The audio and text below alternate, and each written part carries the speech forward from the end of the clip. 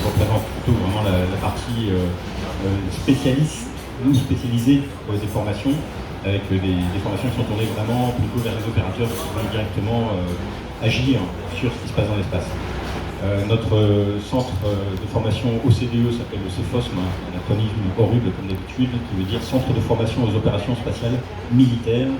Évidemment, tout ça reste très centré autour des aspects défense et militaire, des activités spatiales évidemment. Donc nous, on s'occupe des opérateurs qui vont être chargés de la planification des opérations, mais aussi de la conduite d'un certain nombre de choses dans l'espace, autour d'un domaine qu'on appelle la maîtrise de l'espace, qui consiste aussi à faire la surveillance et l'action s'il y en a besoin. Tous ces métiers, tous ces parcours sont aujourd'hui en création, mais c'est une création qui a déjà débuté il y a... Je suis le dernier à arriver, hein, mais les formations ont commencé depuis longtemps. Ce qu'on peut constater, c'est que c'est vrai en France, c'est vrai partout dans le monde.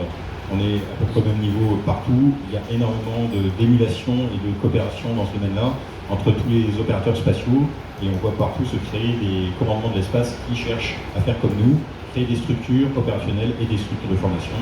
Et donc là, on a une petite avance, mais vraiment, il y a un domaine qui est en train d'émerger partout. Les enjeux sont extrêmement élevés parce que les moyens spatiaux, les intérêts dans l'espace de tous les pays sont extrêmement élevés. Je ne reviendrai pas sur ce point-là, mais ça met en avant aussi la nécessité de partenariats internationaux ainsi que de structures solides sur l'espace national également. Voilà, et puis je terminerai aussi par signaler notre exercice annuel aussi qui s'appelle Astérix, qui est une référence non pas à un personnage de bande dessinée, mais à un satellite français des années 60, mais aussi un personnage de...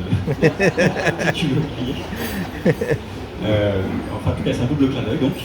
Quand on cligne des deux yeux, ça fait des choses bizarres.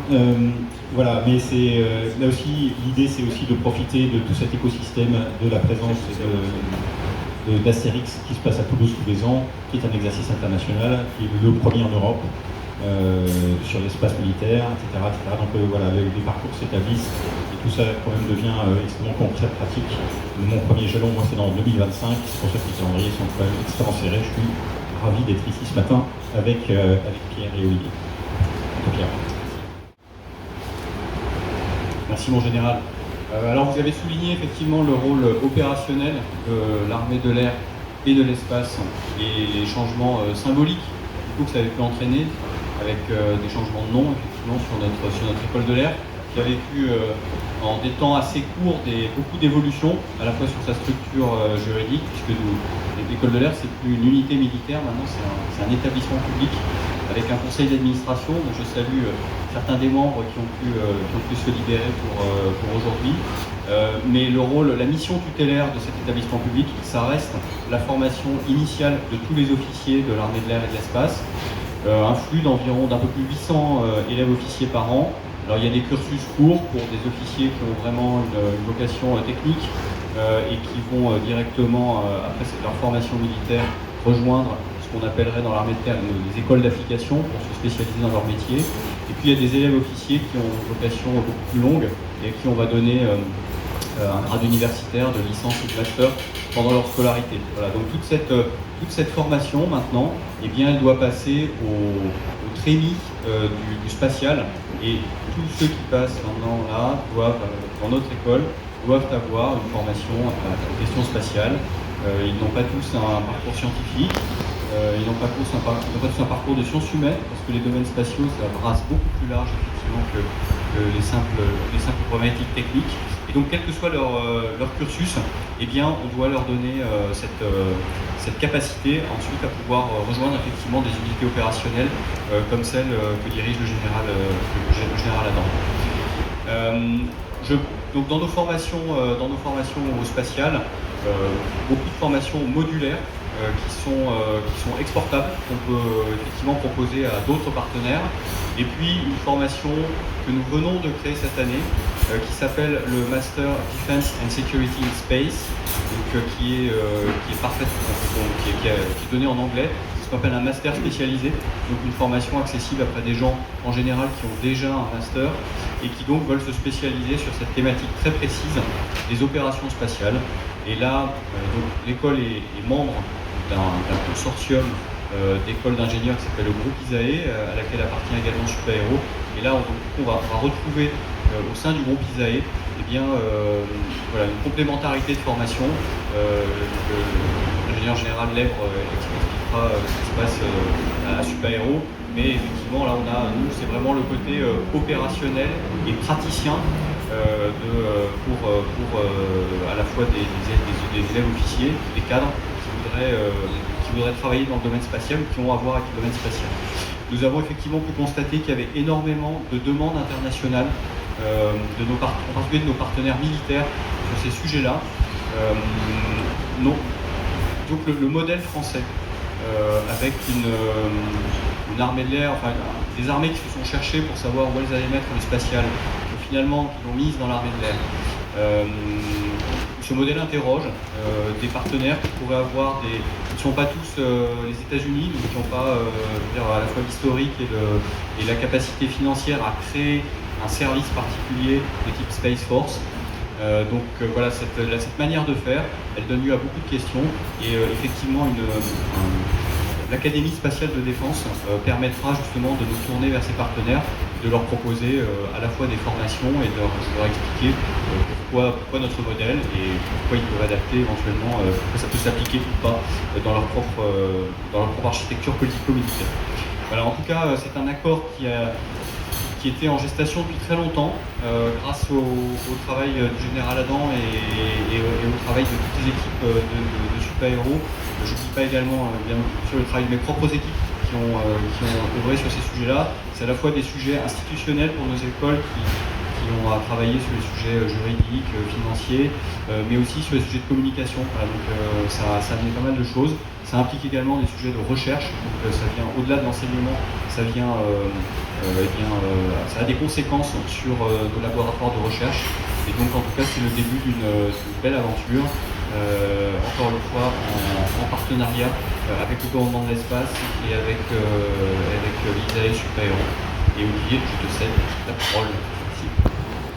Du spatial mondial, cette Académie spatiale de défense qui, comme l'ont indiqué Philippe et Pierre, est le produit de quelques mois, quelques années même, d'échanges entre nous.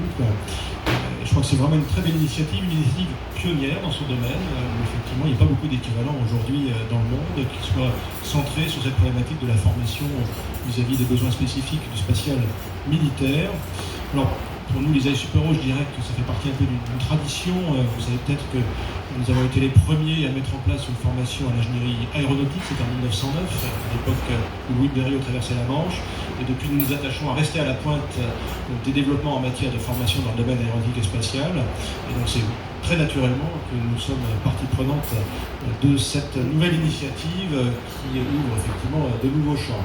Alors, vous l'avez en tête aussi, d'une façon plus générale, le secteur spatial en ce moment connaît une évolution assez remarquable. Il y a même un mot qui est devenu un nom commun, le New Space. On en parle depuis plus de 10 ans maintenant, mais je crois que c'est devenu aujourd'hui quelque chose de bien visible. On a tous en tête, évidemment, les exploits de SpaceX, mais il y a beaucoup d'autres choses qui se passent peut-être de façon un peu moins visible, un peu plus sous le radar, et en particulier tout ce qui se passe du côté militaire, avec la mise en place de structures militaires dédiées aux opérations spatiales dans les grandes armées du monde, donc les États-Unis, mais aussi la France, bien sûr, qui a été également pionnière en la matière. Et ça, pour nous, c'est une évolution à laquelle on doit bien sûr répondre. Alors, on se réjouit en particulier que le nouveau commandant de l'espace français s'installe à Toulouse, à proximité immédiate de l'ISAE Supaéro. C'est évidemment un gage de coopération fructueuse et ce que nous faisons aujourd'hui en est une première illustration. Et c'est donc effectivement pour d'abord répondre aux besoins du commandement de l'espace, mais aussi à ceux qui se font jour dans tout l'écosystème qui lui est associé et également dans tous les pays avec lesquels il peut coopérer, que nous mettons en place aujourd'hui ensemble cette Académie spatiale de défense. Alors, pour ce qui nous concerne à l'ISAE Supaéro, ça fait maintenant un peu plus de 50 ans que nous avons développé une offre de formation tournée vers le spatial. Nous avons ajouté également le terme d'espace dans le titre de ce qu'était à l'époque l'École nationale supérieure de l'aéronautique et de l'espace en 1970. Et nous avons aujourd'hui, pour ce qui concerne l'ingénierie spatiale, l'offre de formation la plus large d'Europe. Nous couvrons en fait toutes les compétences technologiques qui sont recensées par le CNES comme utiles au développement du spatial, avec une grande variété de formats, des des formations diplômantes, des formations non diplômantes. Une grande partie d'entre elles sont délivrées en anglais. Nous avons en particulier 2 masters spécialisés dédiés au domaine spatial, un pour les applications, un pour la conception des véhicules spatiaux. Et sur les 800 diplômés que nous formons chaque année, il y en a à peu près 200 qui sont spécifiquement dédiés à ce domaine spatial. Donc c'est un flux qui est déjà tout à fait significatif. Et c'est évidemment sur ce savoir-faire, sur cette offre de formation, que nous allons nous appuyer pour répondre aux besoins spécifiques du domaine de la défense. Nous sommes également bien présents dans les réflexions prospectives sur les évolutions du domaine. Nous avons depuis plusieurs années une chaire dédiée à ce qu'on appelle les concepts spatiaux avancés. C'est là qu'on parle en particulier d'opérations en orbite, de gestion des débris, tous sujets qui sont au cœur des problématiques également de la défense spatiale. Et comme je le disais, bien évidemment, nous apportons l'ensemble de ces compétences, les formations existantes, mais aussi toutes les compétences qui permettront d'en monter de nouvelles, à l'Académie spatiale de défense, en complémentarité de ce qui va être apporté par l'École de l'air et de l'espace et par les CEFOSM. C'est bien ça qu'on a discuté ces derniers mois, comment organiser au mieux cette complémentarité pour répondre à l'ensemble du besoin. Et c'est quelque chose qui s'est fait, je dirais, très naturellement, parce que l'histoire fait en sorte que nous sommes effectivement complémentaires sous le même ministère de tutelle qui veille à ce que cette logique soit bien respectée et que nous travaillons de concert pour répondre à l'ensemble de ces besoins. Donc je crois que nous avons effectivement avec cette Académie spatiale de défense une offre de formation qui est à la fois large et cohérente, qui va répondre à l'ensemble des besoins du domaine et qui va pouvoir ensuite évoluer en fonction de l'évolution de ces besoins, puisque l'on n'est qu'au début de cette aventure du spatial de défense. Pour ce qui nous concerne, nous n'avons aucune inquiétude sur le fait que ça va se passer dans d'excellentes conditions, puisque nous avons déjà l'habitude de travailler avec l'École de l'air et de l'espace. Pierre l'a mentionné, au sein du groupe ISAE depuis maintenant de nombreuses années. Nous avons déjà quelques formations spécifiques qui sont offertes en commun, spécialisées aussi en particulier.